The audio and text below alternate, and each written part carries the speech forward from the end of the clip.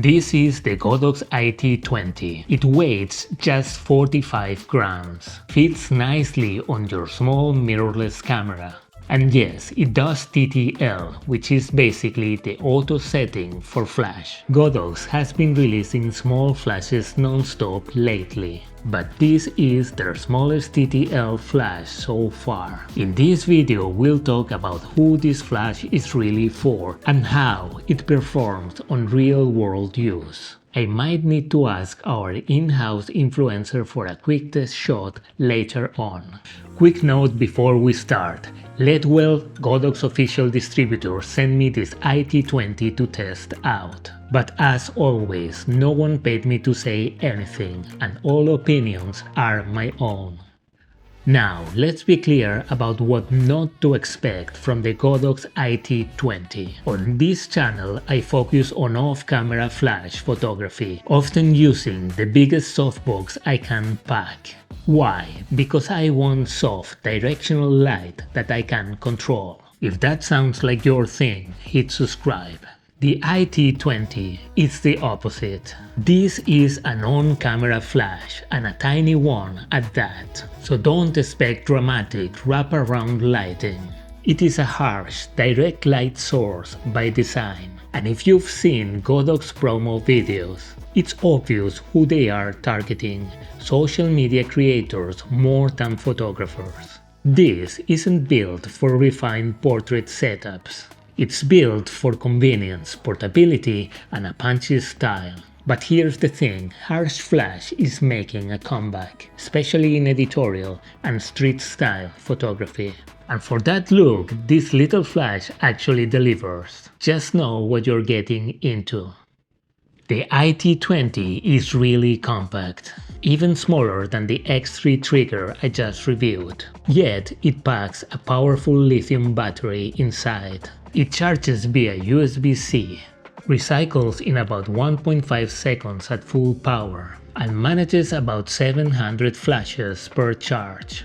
And while it's small, it's not basic. It supports both TTL and manual control across 6 stops. Now, I forgot to request the optional hot shoe riser, which lifts your flash by 30mm.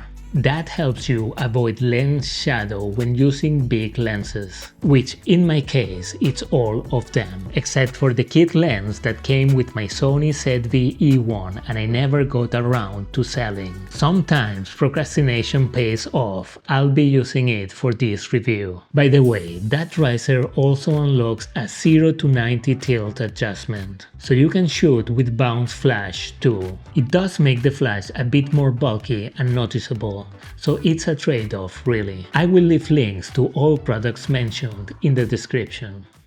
I wanted to see how the iT20 handles in the kind of situations you would use it for. So I asked our in-house influencer Catherine to help me out, and we shot with the A7C II around the house and even during a quick gym session. I tested TTL and manual modes, with and without the little clip-on diffuser, and later I put on a CTO gel to see how it handled mixed lighting indoors.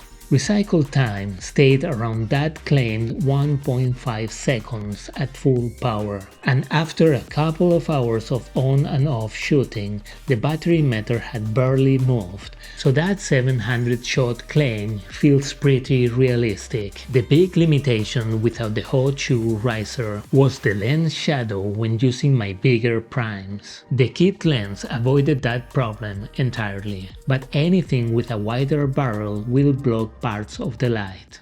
So where does the iT20 sit among Godox's growing family of tiny flashes? The IM22 and IM20 are manual only. The AI32 adds tilt and runs on AA batteries, but it's also manual, which can be an advantage if you don't use TTL and want to use the flash across different camera brands. The iT22 is a step up from the iT20 in size, So if your lenses stick out too much and cause shadows, it's probably a better choice than adding the hot shoe riser. Then there is the IT30 Pro. That's a different beast, more powerful with high-speed sync up to 1/8000, a built-in diffuser, touchscreen interface and wireless triggering.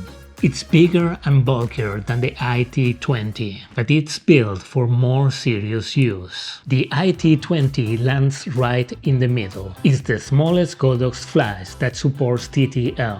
So really, it's about priorities. If you want the tiniest TTL capable flash, for casual or travel use, the IT20 gets you there. It's also a great gift to get someone started in Flash. Simple, compact and just smart enough to grow with.